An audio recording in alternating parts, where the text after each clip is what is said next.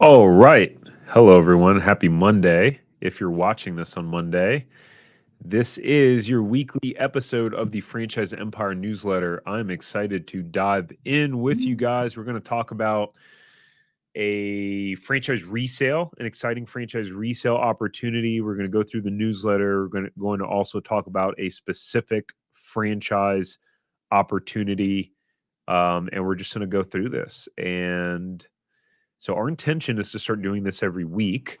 Um, Last week we had Kevin on. Kevin's out of town this week. So next week, it may be Kevin running it because I am going to be out of town. But I'm going to share my screen and welcome. I'm going to share my screen. And for those of you who are joining, I'd love to. We didn't send out an email to our list. So I'm not sure how many people will see this live, probably most of the replay. But if you're watching live, I'd love if you just post a comment real quick and let me know what city and state you're in. And if you're watching the replay, just drop a comment and put replay. While you're doing that, let's go ahead and share my screen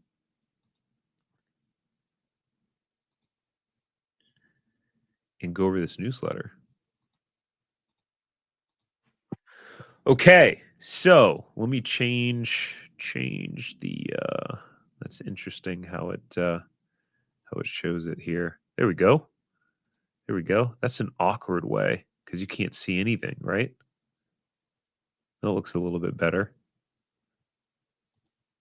Let's do it like that. All right. So, welcome, Empire Builder. All right. So, in the beginning of this, I just wrote a little bit of a note about what it takes to be successful as an entrepreneur. I think this is very important for those of you who are looking to be entrepreneurs.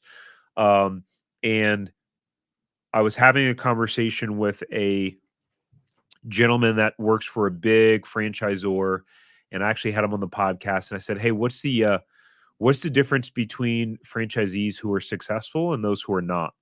Um, and in his particular company, there are thousands of franchisees, and he said the successful ones have grit. They have grit. So, for you as you're looking for business opportunities, franchise opportunities, do you have grit, right? And grit is defined as courage and resolve and strength of character. Courage and resolve and strength of character. So for me personally, I do Spartan races, all those medals there, obstacle course races to develop grit. I hate running. I think it's terrible. I've always been a terrible runner, even though I've been an athlete all my life. But I run in these Spartan obstacle course races and crawl under barbed wire and roll through mud and do monkey bars and lift up 100-pound stones to develop grit because that's what you're going to need to be successful in entrepreneurship. Let's pivot to this resale. So this resale is the featured resale for this week is by Bath Tune Up. And Bath Tune Up does full service bathroom remodels. So here's what's interesting about Bath Tune Up is that they are part of the HFC, Home Franchise Concepts brands. If you aren't familiar with HFC, so HFC is a parent company of numerous franchise brands. So have you ever heard of Budget Blinds? If you've heard of Budget Blinds, let me know in the comments below if you've heard of Budget Blinds. So HFC, Home Franchise Concepts, owns the Budget Blinds brand, and they own all of these other franchise brands. So we got 1, 2, 3, 4, 5, 6, 7, 8, 9, 10. So HFC owns 10 different franchise brands. You got a cleaning company, closet organization, uh, fire and water restoration, garage, kitchen, concrete, bathroom, blinds, uh, a pet mobile pet franchise, which doesn't seem to be fitting compared to all the other franchises, and Advana Clean. Um, so huge company, right? And so this particular franchise resales in Sugarland, Texas, and it includes 3 territories. So, I typically say when you're looking at a franchise resale, there's basically 2 ways to go about it. It's to buy a, profitable cash flowing franchise resale that you're walking into a great opportunity. You're going to pay a higher price for it because you're paying a multiple of its profits, or you could have a turnaround opportunity, something that's undervalued, and you got to really get in and roll up your sleeves. So it says the 12-month revenue in here is $285,000 for that business. They're asking only $80,000. So when I see an asking price of $100,000 or less on a business, specifically a franchise resale, what that tells me is that is probably not a business that is profitable. It's probably losing money. I don't know. I'm just speculating here. I don't know the specific details. I just have the high level opportunity numbers. Um, but this, so this includes three territories. So essentially, I would call it a turnaround opportunity. This is really going to be for someone who is ready to get their hands rolled up. But the good thing is you have some sort of base, right? There's some sort of momentum here. It says the owner is willing to stay on in a consulting role. And of course, if you're interested in this franchise resale or want to check on the availability of any franchise resales, then you can go to franchiseempire.com/resales, and it will take you to this page, and you'll be able to enter in your info, and you'll be able to schedule a free 10-15 minute conversation with our team, just to discover what franchises are available, or if this one is available, go ahead and get you connected to that one. Again, totally free. There's no cost to do that. So our take on it, so basically the story behind this is the current owner of this has 6 territories of kitchen tune-up, and their time and resources are allocated to growing that franchise, and that's where they'd like to focus their effort. So yeah, I think that's an interesting opportunity. I've seen it often where there's great territories. It's a great opportunity overall, but the owner just has not been able to dedicate the time to growing the franchise. I've seen that a lot with resales before. So um, the other part of our take here is that the asking price is far less than the investment than starting from new, especially considering you're getting 3 territories, and it sounds like an opportunity to jump in an already established franchise, grow it quickly while also having support from an owner that is familiar with the business model and is still growing the sister franchise in the same markets, because the owner is willing to stay on in a consulting role. So definitely an interesting opportunity. Bath TuneUp has 52 franchise units throughout the US. But again, home franchise concepts overall, I, I'd have to double check the stats, but they, I would imagine, have over 1,000 franchisees, is what my estimates would tell me, given all of their different brands. Hey, what's up, Dallas? Yeah, good to see you here live. Dallas is a fellow franchisee. He's also in our franchisee mastermind group. Uh, an awesome guy. So that's the franchise resale. And let me just drop this link for simplicity for those of you who want to. I'll post it in the comments here. www.franchiseempire.com/resales. All right, cool. So, client case study, then we'll get to the franchise of the week, the new franchise of the week. So, the reason why I included Cole is because I talked about grit earlier at the beginning of this newsletter, having grit. If you want to succeed as an entrepreneur, if you want to make a lot of money, do really well, create generational wealth for your family, you really need grit. You need grit. Owning a business is hard, but it's worth it, in my opinion. And so Cole was the epitome of grit. He came through our zero profitable franchise system. He bought a franchise resale he was actually able to replace his income and quit his job once he bought it. Um, but he had capital limitations. He lost his job in the middle of buying the business because he told them he's such a good guy, nice guy. He told them that he was buying a business and planning to leave, and they laid him off. Um, his wife was pregnant, or they had a newborn baby, And so he just figured out a way to make it happen. He just had that mindset to get it done. And just an awesome case study. So here, I'll drop the Cole. I'm not going to play that now, but I'll drop the link here for any of you that want to watch that few-minute video of Cole sharing his testimony and his story of just going through the process. Okay, now to the franchise of the week. So this franchise is a franchise called Next Day Access, and so Next Day Access, what they do, let's go pull it up. I thought I had the link pulled up, but I don't. Next Day Access franchise. They provide mobility services and products, which is very interesting, potentially high demand. So um, they deliver residential and commercial accessibility and mobility products. So think like wheelchair ramps and wheel lifts and stair lifts and safety poles. So all of the things that really help people with disabilities or the elderly.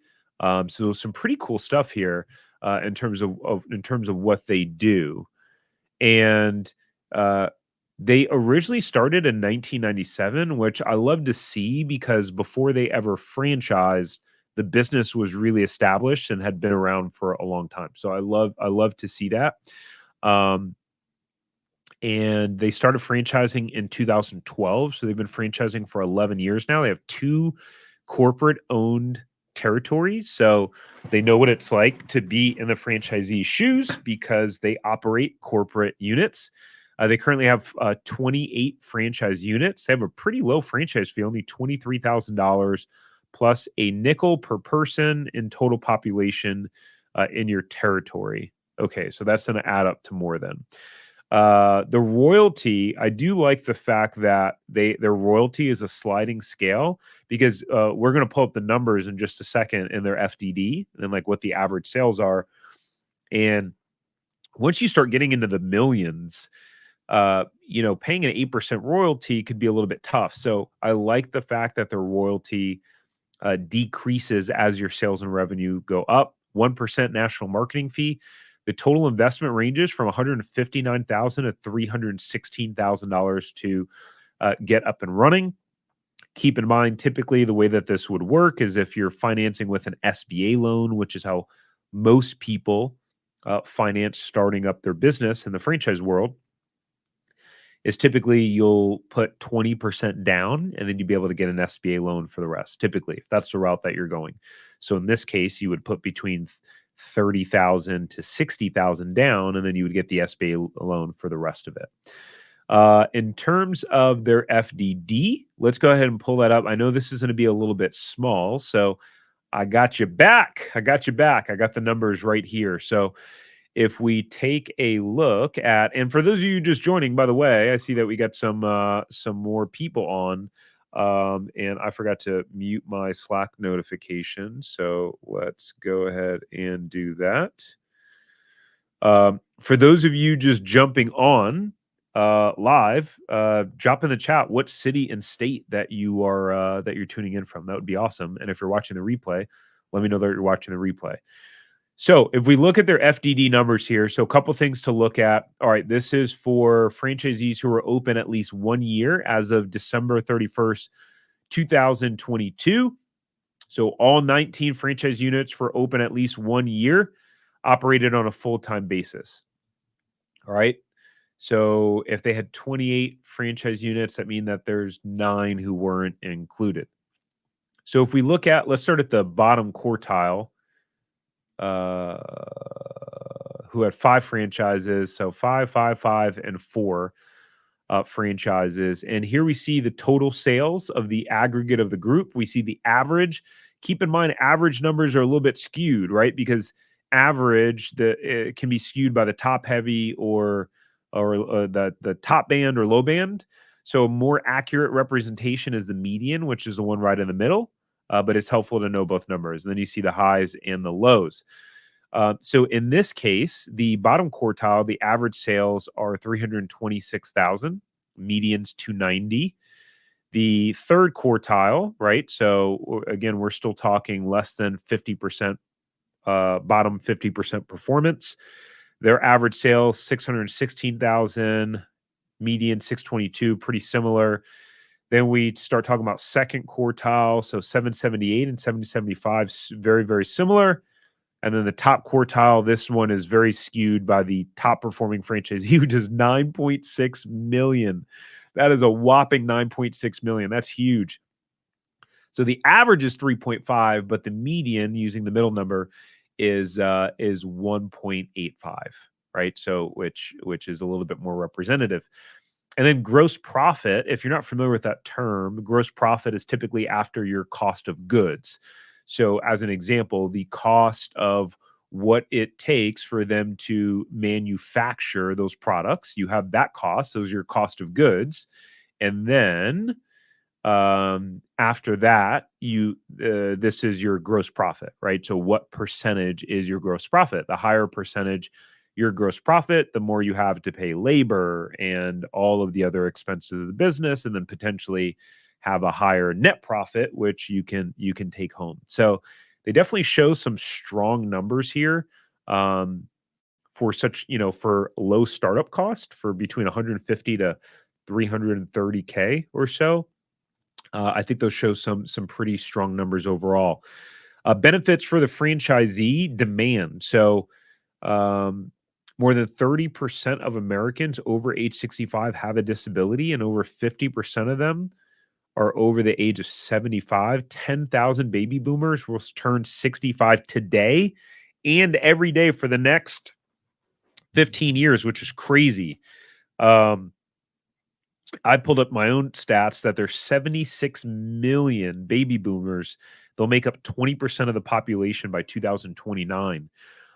So another benefit is you can start with a small team. So you can start with yourself, one installer, one sales rep, and an office manager, and then um, you can take on the role of sales rep at first if you'd like. It really just depends on your skill set, and then as you grow, you can hire additional salespeople and additional installers. That is one of the huge benefits of service models, is that you can really scale smaller in the beginning. Retail doesn't quite have that benefit like service-based businesses do. Home-based business, you don't need a retail store, you don't need to do a build out. You will need to have a warehouse to hold some small inventory, but everything can be run from your home office, which is pretty cool. As the owner, you won't be sitting behind the desk. You'll be doing sales calls, making referral partner connections, visiting job sites, and overseeing your employees. So you'll get to be active if that's your sort of thing. And they have really, really big territories ranging from 500,000 to 1.5 million in population. Wow. So, yeah, that's pretty significant. So, if you want to see if this franchise is available in your area, our team can do a territory check for you, which is again completely free. There's no charge or cost associated to doing anything like that. Guys, I have a million browsers open, which is why I click so many. So I'll drop that link for you here for the page if you'd like to have a territory check done for you. And last but not least, the Franchise Empire podcast, the Franchise Empire Show podcast that went live on Saturday. Typically, they go live every Friday, but this was with an attorney, Mr. Doug Luther. So, Doug Luther here, he specializes in protecting franchisees. This is him right here in the blue. And Doug's a franchise attorney, specializes in working with franchisees. And the goal is to remove as much of a conflict of interest as possible. So his firm, him and Nancy, only work with franchise buyers and franchisees. They don't represent any franchisors. And in this episode, we talked about costly legal mistakes that franchisees make and how to avoid them. So, really, really important episode. So, this is our newsletter that goes out every Sunday morning.